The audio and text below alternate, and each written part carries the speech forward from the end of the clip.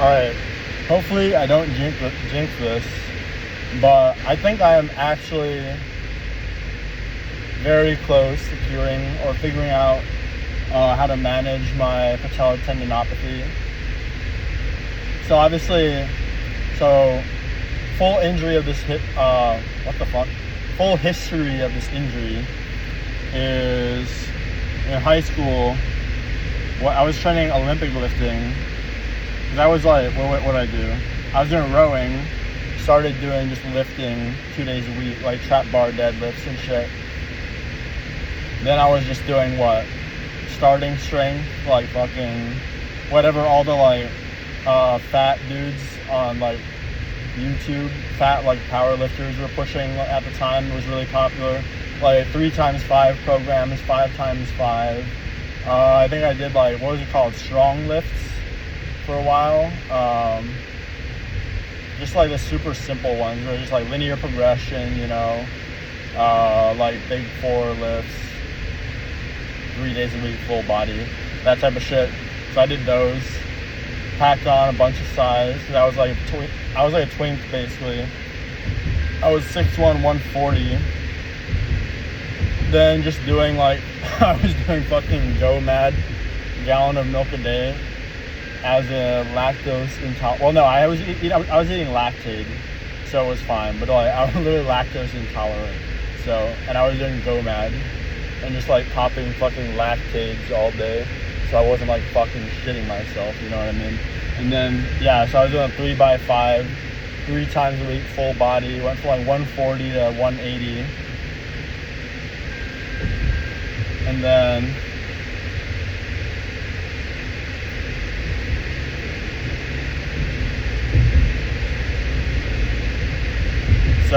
after that was the point when Olympic lifting was kind of popping off on YouTube, like Zach Talander, people like that. And it's so I saw, because the big thing was I don't know, in a lot of these strength and power sports, there's not a lot of Asians. So I was I saw that Zach Talander video, You Are Not Lou. I was like, oh shit, this is a Asian guy who's good at lifting weights. So I was like, alright, I'm gonna do Olympic lifting.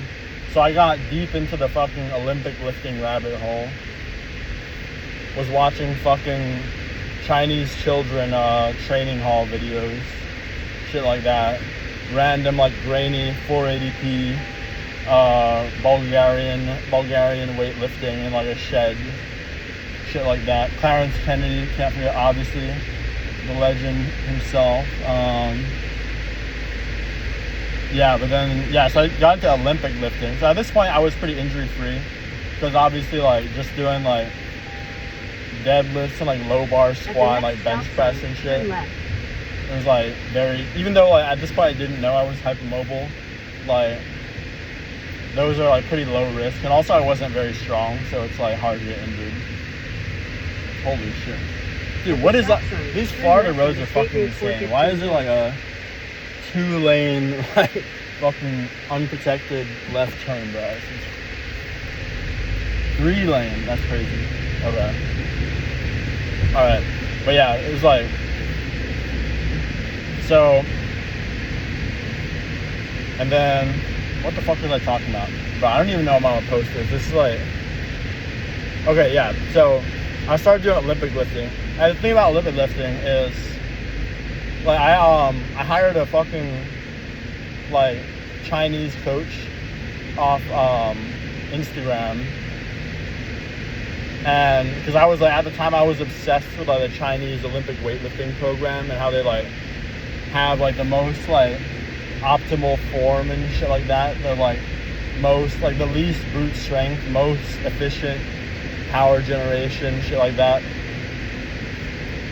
So I hired this coach off Instagram, and then dude, I was doing some stupid shit though, because basically I did not realize I did not realize how weak my feet were, and basically in order, because dude, also I'm tall and I have long arms and legs, and this coach was trying to get me to hit perfect weightlifting positions the Chinese dudes with a torso that's twice the length of their legs, where they just have a perfectly upright torso and their legs just like fold up under them in a front squat. So I was like doing crazy shit. I had like, honestly though, the form isn't the reason I got injured. The reason I got injured is because of overtraining, but the form combined the emphasis on being like super upright, driving the knees forward in the front squat, combined with my long levers, meant there was like a lot of more stress on my patellar tendon just because of how far forward my toe had to travel in front of the knee. Because I also had to wear like, I had to put an extra heel on my shoe to hit the position. To hit like, you got a good like bottom front squat, like ass to grass position. And so basically I was doing Olympic lifting 3 days a week and my knee was fine. At this point I bulked up. I got fucking like chubby. I was like bulked up to like 215 or something, just doing Olympic lifting. And my arms were like so small. Because basically it was like, I was basically Olympic lifting. If you don't do accessories for your arms, you're basically hitting traps and lower back 3 days a week. So I was like a fucking like tree trunk, you know what I mean? Just like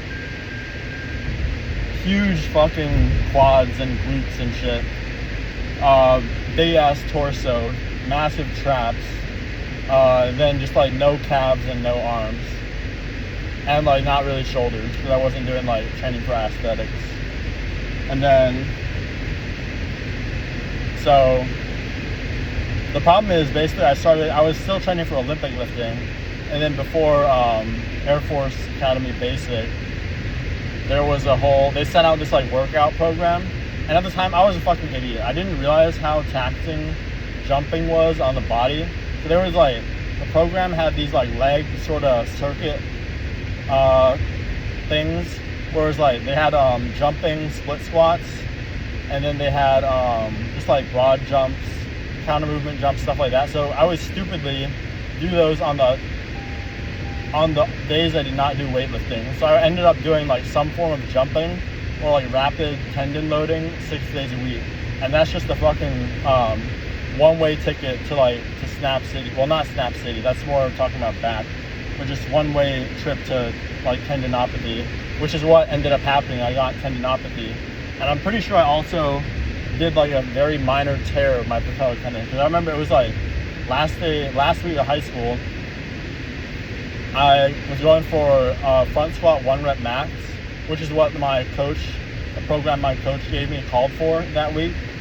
And then if I had just done the fucking program, like I would have been chilling.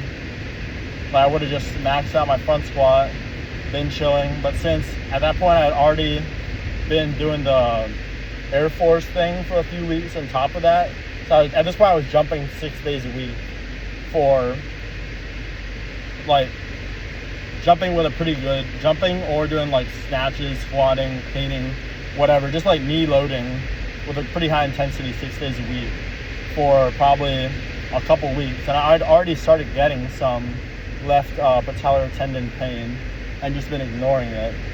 And then I went up on the front squat 1 rep max, lost my balance a little bit, went like way on my toes. Not way on my toes, but I went on my toes, my heels lifted, and then I felt a little weird feeling in my left patellar tendon. And then I could still walk and stuff. And then I actually hit a back down set after that. But the next day, like, it just hurt, and like standing up out of chairs and shit was painful. But the thing is, yeah, so that's how I got that injury. And then, so that was just kind of on and off all throughout USAFA. And then basically senior year, so as I started getting more into like I went down the foot function rabbit hole. I got my feet a lot stronger, doing like balance, stuff like that. Figured out, the thing about hypermobility especially is like also it affects your feet. Like, so your arch itself will be hypermobile, to where your arch muscle needs to contract harder to not have flat feet. So it's like some people have flat feet, like it's actually like a deformity, but my case of flat feet was more that my arch just could not contract. So basically figured out all the foot function stuff, and doing all that, doing like tib raises, calf raises, single leg balance, all this stuff, that uncovered an old injury from even before high school, pretty sure from like middle school, maybe basketball, volleyball, back when I was very both unmuscled and uncoordinated. And basically I had repeatedly sprained my right ankle, and basically there was a lot of built up scar tissue around it, so I didn't notice the instability for years until, well, my hypothesis is that it was either scar tissue or, yeah, it was definitely, or some sort of like maybe like neuromuscular guarding or compensation. And essentially I just, by doing all those foot strengthening, foot function exercises, I basically I got that right ankle fully mobile again. And getting it mobile again, I realized, oh shit, this thing is like clicking, it's popping, it's doing weird shit. It just feels super loose. So I ended up going in to get checked out, and ended up being like, oh yeah, this needs, you need orthopedic surgery, Rostrum Gold procedure to tighten up the ligament. So, because at that point the ligament was like too far gone to where there wasn't really a way to sort of just through PT like heal it, because it was such an old injury and so many times. And Rostrum Gold is the same surgery Steph Curry got for his ankle, because he had a lot of ankle sprains early in his career. So then I got that, and then so this also, while this whole time I was doing isometrics to manage my patellar tendon, and then, but it basically kept coming back up. And then I got a DEXA scan, and it was like, wait, my left leg literally has a pound more muscle than my right, which is like, because that started, like, I started putting all the puzzle pieces together, like, wait, something's not right. And then after I got the DEXA, that's when I uncovered that my right ankle's unstable. So, and also at this point, basically I had proximal patellar tendinopathy, which is where it was well, I'm not going to explain what proximal and distal are, but I had proximal patellar tendinopathy. I cured that basically just through isometrics and the Jake Tura Jumper's Knee program. Jake Tura, the legend of patellar tendon rehab, essentially. So I cured it just through that. And then I was chilling for a while, and then I got distal patellar tendinopathy, which I think it was probably the same injury, but just like once the proximal part got worked out, it was still a little bit of recovery to go, but that pain just didn't show up till after the proximal pain was gone. So then I got distal patellar tendinopathy, then got the DEXA. Then I figured out the ankle thing, got ankle surgery, and then obviously couldn't lift for a bit post-surgery. And then I also, even after I could lift, that semester was just like fucked, because I had like so many credits. I had like 22 credits. It was senior spring, and then I had to catch up on work from when I was out for surgery, like drugged up. So I ended up basically not training for a bit. And then once the ankle rehab, it was like the tendinopathy came back a bit just because I wasn't training. And then so now I was rehabbing both the ankle from the surgery and the tendon at the same time. But then now, so basically now I'm about 3 months post-op. The ankle is like, I'd say 99.9% recovered. And the tendon has been getting better and better. And the thing is, like, this time it's like, I'm still doing the same protocols, but it's like I'm getting further because it's just I have that structural balance from being able to put weight on my right side as well. So it's like right now, yesterday I did plyos, and today I played basketball. Like that's 2 days in a row, and I played basketball 3 days in a row last week, and the tendon held up fine. Another thing is like the I think the whole like plyo day, iso day, slow heavy resistance, back to plyo day is good. But what's even better, what I found, is that just doing wall sits like 3 times a day. Because this is from the new like clip from like the Keith Barr podcast, where he talks about like how just doing like 4 sets of 1 minute wall sits, 2 minute rest. Like when you get up, when you go to bed, once in the middle of the day, it's just that getting that tension is what heals the tendon.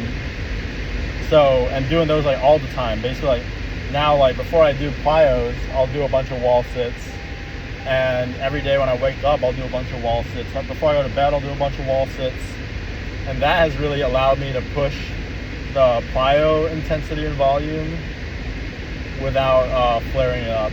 And then the last missing piece was, while all this was going on, basically what I had figured out was that for some weird reason, split squat, slow heavy resistance, split squats, going heavy on like split squats, front rack or back rack split squats would flare up the tendon more than like literally fucking jumping, like counter movement jumps, broad jumps, stuff like that, which didn't make sense because it's slow.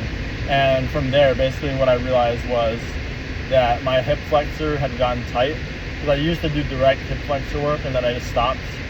And then that hip flexor getting tight was basically causing that, because it also only happened on the back leg of split squat. So basically that simultaneous hip extension and knee flexion just like pulled on the tendon like a tightrope. Since the hip flexor was tight, then that caused everything to like pull excessively on the tendon. And then so once I added that hip flexor strengthening in and doing shit like assisted reverse Nordics after doing some sort of direct hip flexor flexion training, to like basically you open it up, then your neuromuscular guarding goes down in that part of the body, and then you can hit those like end range deep positions like the reverse Nordic assisted, and that teaches your body even more that that position is safe. So it's like a compounding effect essentially. So once I started adding those in, at the next light, then like that was like the final piece of the puzzle essentially, to where I don't have my foot strong, my hip flexors aren't tight. Also, I was doing a lot of balance and ankle rehab, which was actually ended up being very beneficial for my whole body, because that was around the time I figured out that I'm hypermobile, and that if I'm hypermobile, I have a proprioception deficit. So essentially, at this point, all the puzzle pieces are kind of falling into place to where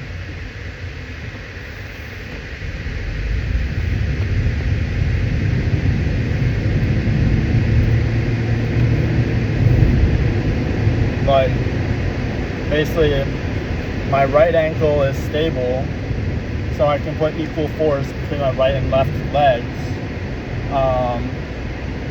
My hip flexors aren't tight, which isn't pulling on the tendon when the foot is behind the hip and I'm in hip extension. I can get to full hip extension because my hip flexor is not tight, which puts less load on the quad and the patellar tendon, more load on the glutes and the posterior chain. And my foot is functioning properly. My arch muscles, which is making my leg more stable, making my patellar track better, because another aspect of hypermobility is having like a weird kind of wavy patellar tracking, where your patella doesn't track totally straight. So you need to have like perfect biomechanics to get it to track straight to not irritate it.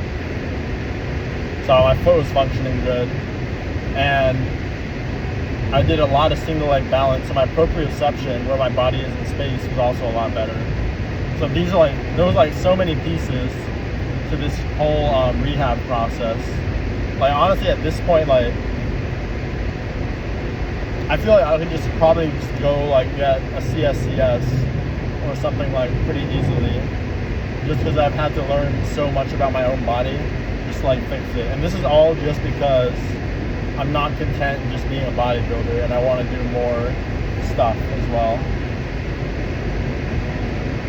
But now I'm at the point where I can do plyos.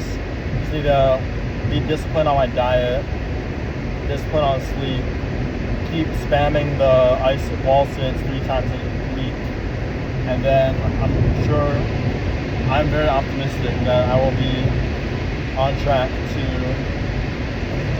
getting fully recovered. And obviously, once you get tendinopathy, it's something you have to keep an eye on for the rest of your life. So probably never stop doing ISOs. Like the same Keith Barr new study talked about injured tendons doing 30 seconds to 1 minute ISOs, and healthy tendons just doing 10-second ISOs once a day. So I've already started doing those 10 seconds every day. Just like putting my hands up on a door frame and just like doing a calf raise up to prep for dunking and 1 foot jumping. Because once my patellar tendon is fully healed, I think I'm gonna get into some vertical jump training, you know what I mean? Get my dunk, THP strength, John Evans THP strength, Isaiah Rivera. I actually did work with them for a little while, 4 years ago, after I graduated, the summer I graduated high school, to work on my patellar tendinopathy. But that was before the whole journey where I had to like rebuild my lower body essentially. And also the big thing that, also like warming up. I think what happened before, I did a lot of dynamic stretching to warm up, which probably exacerbated my patellar tendinopathy due to me already being hypermobile, and then stretching more just basically made me even more loose, versus now I'll do like different animal flow. I'll try to do like gorilla like walks or whatever they're called, gorilla hops, sideways, bear crawling, crab walks, whatever, like pro pose, like more stability focused stuff, or like I'll hit some jump rope, stuff like that, just stuff where it's like less, and some like balance, and it's like stuff less about adding range of motion, more about just warming up the range of motion you already have. And that's just changing up my warm-up has also greatly improved the tendinopathy. But yeah, but I'm not fucking done, you know what I mean? I still have shit I want to do, shit I want to accomplish, more achievements to unlock. So, because I didn't like go through all this rehab just so I can like chill and then become a couch potato, you know what I mean? It's like, and I'm not content just being jacked. Like just being jacked, like being having all show muscle, no go muscle, that's not worth it. That's like not enough, you know what I mean? You gotta be able to move. So there's so much shit I want to do. It's like capoeira, martial arts, play basketball, get super fucking bouncy, dancing, break dancing seems cool, gymnastics, backflipping, tricking, and I feel like I have so much more strength potential, especially now that I know I'm hypermobile and I can start to incorporate more of that stability training, because I think stability is probably my real limiting factor for strength. And that was like the governor, like the speed limiter on a car, you know, not letting the car go above a certain speed. And now I know how to take it off. So yeah, super long video, very kind of rambly, but yeah.